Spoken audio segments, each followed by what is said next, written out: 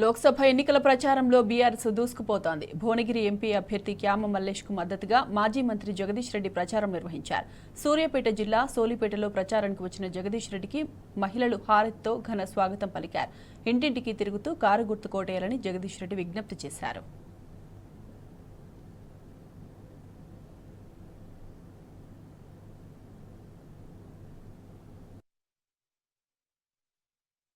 ఈరోజు సూర్యాపేట నియోజకవర్గంలో సూర్యాపేట పట్టణంలో ఇంటింటికి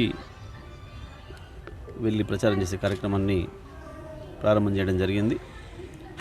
మా కార్యకర్తలు, మా నాయకులందరూ కూడా ప్రతి ఇంటికి, ప్రతి గడపను తాకి ప్రస్తుత పరిస్థితులను అర్థం చేయించి తెలంగాణ రాష్ట్రంలో ఈ 4 నెలల్లో ప్రభుత్వ నిర్లక్ష్యం వల్ల, మా ప్రభుత్వం యొక్క చేతగాంతనం వల్ల, ప్రభుత్వం యొక్క కక్షపూరిత వైఖరి వల్ల ఏ రకమైన నష్టాలు జరుగుతున్నాయో, లక్షలాది ఎకరాల పొలాలు ఎట్లా ఎండిపోయినాయో, మళ్ళీ విద్యుత్తు ఏ రకంగా ఇబ్బందులకు గురవుతుందో ప్రజలు విద్యుత్తుతోని, మంచిలు కూడా సరిగా సరఫరా చేయలేని పరిస్థితుల్లో ఈ ప్రభుత్వం ఎట్లా ఉందో, ఒకటి చెప్పి ఇంకోటి చేస్తూ ప్రజల్ని ఎట్లా మోసం చేస్తున్నారో, కాంగ్రెస్ బీజేపీల యొక్క మోసాలు ఏందో కూడా ప్రజలకు ఇంటింటికి వివరిస్తూ మా నాయకులు, కార్యకర్తలు అందరూ కూడా ప్రచారం చేయడం జరుగుతుంది. ప్రత్యేకించి తెలంగాణ రాష్ట్రంలో ఉన్న ప్రత్యేక పరిస్థితులు, కాంగ్రెస్ బీజేపీల ఐక్యత, లోపాయకారి ఒప్పందాలు ఇవన్నీ కూడా బహిర్గతమవుతున్నాయి, ప్రజలకు అర్థమవుతున్నాయి.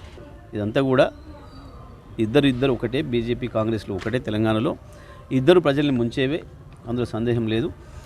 ఇవాళ కేసీఆర్ గారి 6 రోజుల పర్యటనతో తెలంగాణలో మళ్ళీ కేసీఆర్ హవా మొదలైంది. ప్రజలు ఎక్కడ చూసినా కేసీఆర్ వస్తేనే మళ్ళీ మనకు శ్రీరామ రక్ష అనే పద్ధతుల్లో ప్రజలందరూ కూడా మాట్లాడుకుంటున్నారు.